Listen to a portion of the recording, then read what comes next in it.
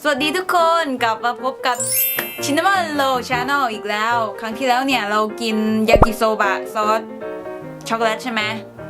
ใครยังไม่ได้ดูไปดูเองนะไม่บอกว่ามันเป็นยังไงไปดูเอาเอง วันนี้เนี่ยเราก็มีของมานำเสนออีกแล้วมันอาจจะไม่แปลกเท่าครั้งที่แล้วแต่มันก็คงออกใหม่ละมั้งมันคือเจ้านี่ยากิโซบะอีกแล้วแต่มันเป็นยากิโซบะรสวากาเมะเป็นไอสาหร่ายวากาเมะที่แบบอยู่ในซุปมิโซะวากาเมะแม็กซ์มาดูข้างในกันว่ามันเป็นยังไงมั่งนี่หน้าตาเป็นประมาณนี้เดี๋ยวมาแกะดูข้างในกันว่ามันมีอะไรบ้างหน้าตาแบบนี้นี่หน้าตาเป็นอย่างนี้ต้องแกะอันนี้ออกมาแล้วก็ใส่ผักแห้งสักอย่างเข้าไปข้างในแล้วก็น้ำเดือดใส่เข้าไปต้มเส้นต้มผักเรียบร้อยเสร็จปุ๊บมุมนี้เราก็ดึงอันนี้ออกนี่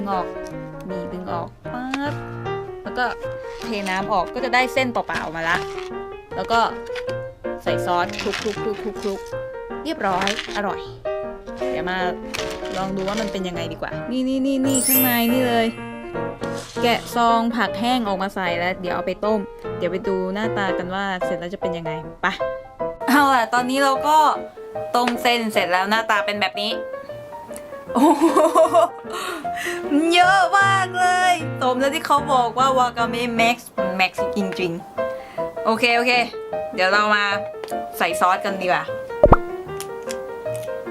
อุ้ยหอมอ่ะชิมซอสก่อนชิมซอสเปล่า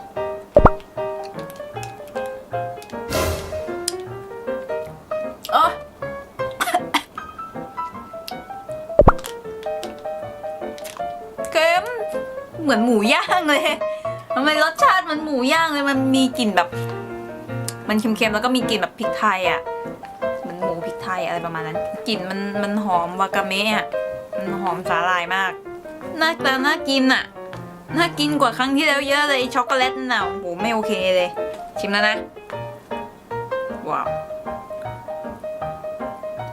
1 2 3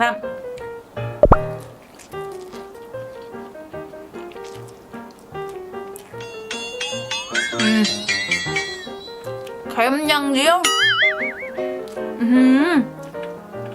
โคตรเค็ม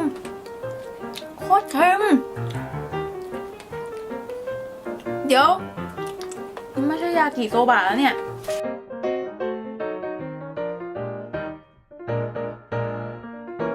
หมดแล้วตายเยอะมากอะไม่โอเคตอนนี้กินหมดแล้วนะถามว่ารสชาติเป็นยังไงบอกได้ว่าก็ดีกว่ายากิโซบะช็อกโกแลตแน่นอนแต่ว่าโคตรเค็มมากหู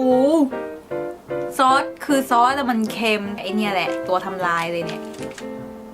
อีซอสเนี่ยตัวทำลายเลยมันเค็มมากอ่ะคือถ้าอยากกินก็ไม่ควรจะใส่จนหมดอ่ะถ้าอยากจะลองกันแนะนำว่าอย่าใส่หมดเลยเพราะมันโคตรเค็มอ่ะยังก็กินเกลืออย่างนั้นเลยแหละเค็มมากจริงถามว่าซื้ออีกไหมไม่ซื้อเอาเป็นว่าไม่อร่อย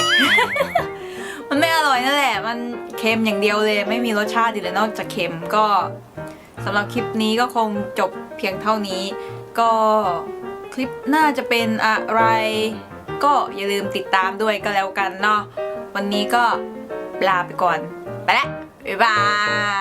ยกดติดตามให้ด้วยนะกดไลค์กดแชร์กดติดตามให้ด้วยไปละบ๊ายบาย